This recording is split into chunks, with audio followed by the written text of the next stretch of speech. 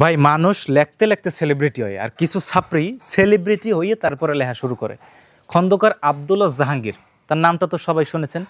এই বেচারা লিখতে লিখতে দুনিয়ার মায়া ছেড়ে চলে গেছে, তারপরে তার লেখাটা এত দেশব্যাপী ভাইরাল হয়েছে, সে এখন আমাদের মাঝে সেলিব্রিটি, অথচ সে এই দুনিয়াতে নাই।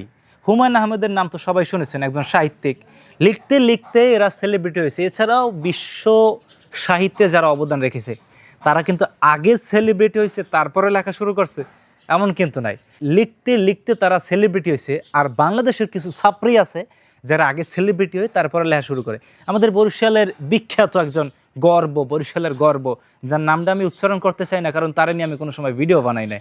তার যে কবিতা, তার কবিতার যে ভাষা ভাই, মানে ওই যে সবচেয়ে কঠিন করে লেখছে কেডা, এই যে রবীন্দ্রনাথ ঠাকুর মাকুর এসব এর মানে ধারের কাছেও না, এরাও বুঝবে না যে এই কবিতার ভাষাটা কি। লেখছে যে যে তাকে ভালোবাসে সে তাকে ভালোবাসে না, সে তাকে ভালোবাসে সে তাকে ভালোবাসে না। এগুলো কি কবিতার কোনো ভাষা ভাই? এরা এক একজন বড় বড় সেলিব্রিটি তারপরে বই বাই করা শুরু করছে। আর একজন আছে আমাকে ওয়ার্কশপ বিল্লাল ভাই, যার পাছা বান্দা দেয় 10,000 টাকা করে, মানে এক পীর পাছা বান্দা দেবে 10,000 টাকা করে। হে একজন বিশাল লেখক হয়ে গেছে ভাই, 10-15 পেজ, 20 পেজ, 30 পেজের একটা ছোট ছোট কবিতা লিখে 2 চাইলেন। এইরকমের কিছু ছাত্রী সেলিব্রিটি আছে যারা সেলিব্রিটি হইয়া তারপরে একটা ব্যবসা লই শুরু করে। কি চা ভাই, ব্যবসা তো করতে হবে। আমি কন্টেন্ট বানাই, পাশাপাশি আমি ব্যবসা করি না, এই জন্য আমি কি এখন লেখা শুরু করবো? লেখার জগৎটারে ধর্ষণ করে কি এক প্রকার পাইন মেরে ছাড়িয়ে দেবো?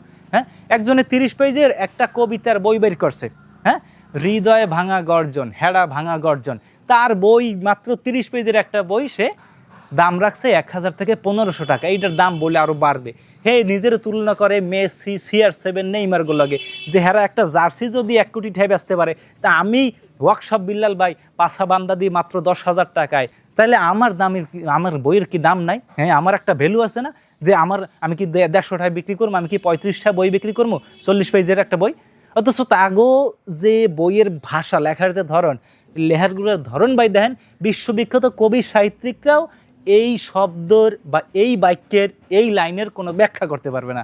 এরা একজন বিশাল বিশাল সেলিব্রিটি হয়ে গেছে। ওয়ার্কশপ বিল্লাল ভাই, সে তার লাল একটা টি-শার্ট আছে, সেই টি-শার্টটা বিক্রি করে সেই একজনের ফ্যানরে সেই টি-শার্টের টাকাটা গিফট করতে চায়। বোঝেন, মানে একজনের শার্ট বিক্রি করবে, পরিহিত শার্ট, যেই শার্টটা বানায় গায়ে দিয়ে সে অসংখ্য ভিডিও বানাইছে, সেই শার্টটা বিক্রি করে সেই শার্টের টাকাটা একজন ফ্যানরে দান করবে। আমরাই তো এগুলো সেলিব্রিটি বানাইছি ভাই। কি কমু, রুচির দুর্ভিক্ষ বাংলাদেশে এমনভাবে লাগছে যে আগে সেলিব্রিটি হয় তারপরে লেখা শুরু করে, অথচ যারা লেখতে লেখতে সেলিব্রিটি হয়েছে হ্যাঁ গো আমরা চিনি না। এই কোথার ওয়ার্কশপ বিল্লাল ভাই পাছা বান্দা দেয় 10,000 টাকায় পার নাইট।